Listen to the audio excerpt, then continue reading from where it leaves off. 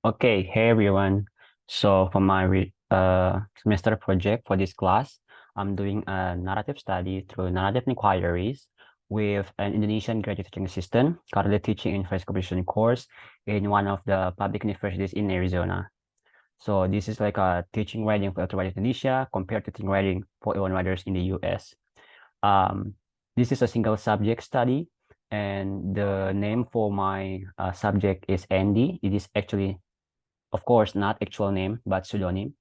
So I'm looking for Andy's teacher experience, teacher beliefs and attitudes, and teacher knowledge.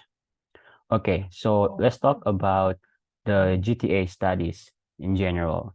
As we all know, GTA studies is not uncommon. There are so many of them out there, but this particular study is actually not only GTA, but IGTA, or International Graduate Teaching Assistant.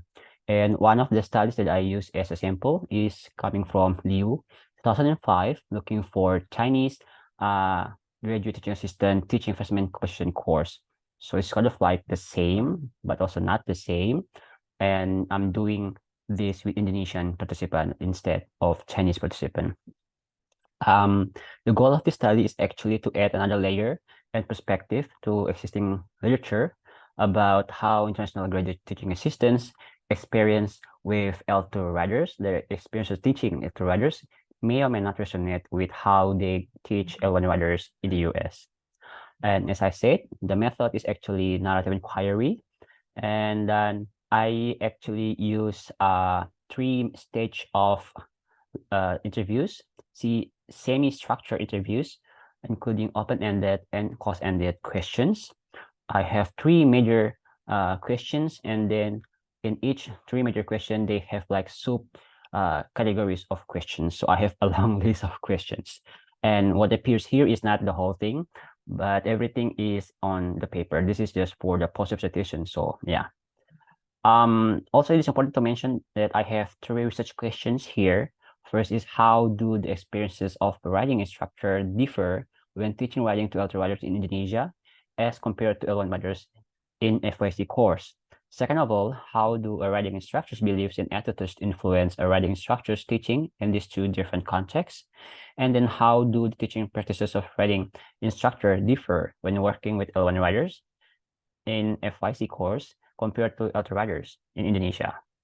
So I use three concepts in order to like looking for the lit review, three specific concept. First is the concept of teacher experience. Second of all is teacher beliefs and attitude.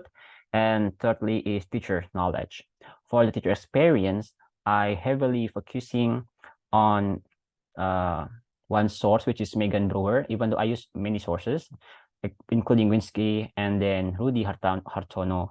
But the most emphasis I put was in Megan Brewer in 2020, which is a study looking at multiple teaching assistant with multiple different major they're doing while teaching, and then multiple background. And one of the findings from Megan Brewer is that the graduate instructor drew heavily on their teaching experience in their descriptions of influence on their pedagogy. So it can be argued that experiences play a really big role in terms of how they engage with their current teaching position in a first composition course. Moving on to teacher beliefs and attitudes, I found that Tan and Masuda have done something about teacher beliefs and attitudes in 2020. They actually kind of like frame teachers' belief into several categories, like four categories. Like first of all, model capacity in which a participant believe that students should be given agency about modes they use to deliver their ideas. And then second of all, critical analysis, where it's important for students to acquire skills to access reading in multiple modes, and subject matter knowledge, where the emphasis on students can be benefited a lot for multimodality, including in better creation of argumentation. And lastly, rhetorical awareness, which is centering around students' urgency to be mindful about rhetorical situation. And it's also important to mention that this teacher beliefs and attitude study actually situated in how the researchers looking at FYC instructors' beliefs and attitudes towards incorporating multimodality in first computer course, but I still think that this is useful to be used in this study as well, because it's sort of like talking about how teachers' beliefs and attitudes going on in the classrooms. And lastly is teachers' knowledge. I actually looked at from Toedol in 2023 and how Toedol cite Schumann from 1986 in their study. And it is argued that the teacher can be considered a good teacher if he or she or they can be implementing multiple knowledge, including knowledge of pedagogy, knowledge of learners, knowledge of subject matter, and pedagogical content knowledge into the classroom when teaching occurs. So with all that, I then collected the data from interviews. I asked a lot of questions into semi-structured interviews, focusing on first ND's teacher experience, second of all, ND's teachers' belief and attitudes, and third of all, teachers' knowledge, ND's teachers' knowledge.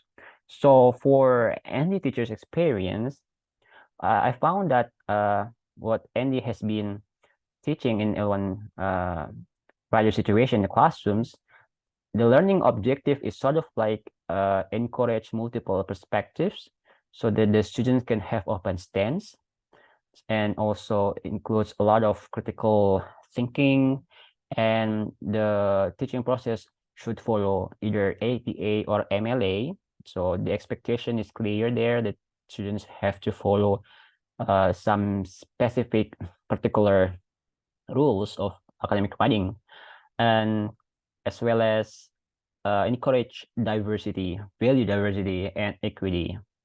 But personally, Andy is looking for the content rather than the form.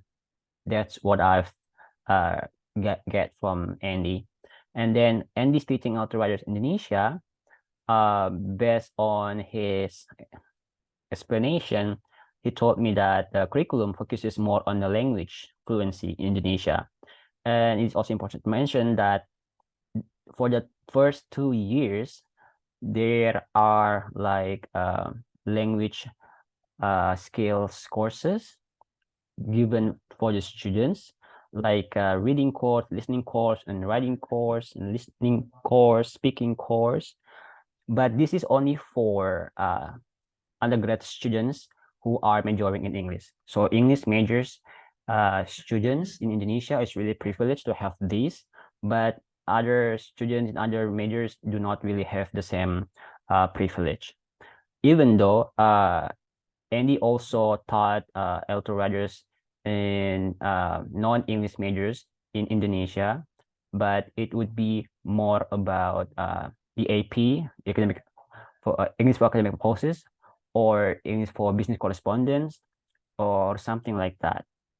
And then moving on to ND teachers' beliefs and attitude, ND is sort of like having this reflective thoughts that before and after teaching writing in FIC course, there are a lot of things that has shifted his beliefs and attitudes. So before, Andy has this sort of like thinking that writing is only for certain people who are destined to be writers, that not everyone can be writers, not everyone can be a good writers.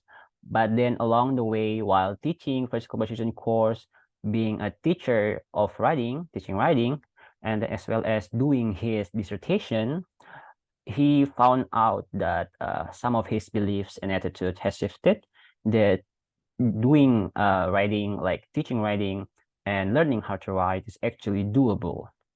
Like the more you do, the more you can actually get better on writing. And lastly, about Andy's teacher's knowledge, Andy stated that most of the emphasis in the first composition course is more about how he's trying to encourage the students to be aware of the audience whenever the students write something, and like giving that specific context, and then like giving some sort of like explanation, like you can write in different forms, but if the writing form is not actually matched with the audience, that it doesn't really work. Like you can write something for New York Times, but that may or may not actually can be applicable to first decomposition course, something like that. And then Andy also reflected on his previous knowledge teaching in Indonesia, and having this also another reflective moment that he stated that back in the day in Indonesia, whenever he taught classes in Indonesia, he also are actually required to do the syllabus and create the syllabus, but it was not really as meaningful as creating syllabus in first commission course. And that is one of the things that Andy actually can reflect on and hopefully can do better in the future. So for the conclusion, this study has explored Andy's pedagogical reflection about teacher experience, where he reflected on teaching writing for L2 writers in Indonesia compared to teaching writing L1 writers in the US, in which one of the concluding reflections show that teaching writing in Indonesia has always associated with teaching language, with more than half of the teaching focuses on the grammatical issues. However, even though those experiences might look very different, yet there is still similarity that can be drawn from both contexts when it comes to teaching mechanics of the writing for both teaching in the US and teaching in Indonesia, specifically teaching writing. Moreover, regarding teacher belief and attitude, Andy has shown us shifting in his belief and attitude when it comes to defining how to be a good writer and how to be a good writing teacher, with one of the most important lessons emphasis on the context, about how teaching writing should be contextualized. In addition to that, Andy has also shared that one of the major factors that has shifted his beliefs and attitude comes from interaction with his graduate teaching assistant peers, graduate teaching assistant friends. And furthermore, related to teacher knowledge, Andy has also shared his knowledge on the subject matter through the incorporation of rhetorics and giving actual examples on how he actually given the instruction and explain rhetorics in the classrooms as an instructor. And that is basically everything. Thank you.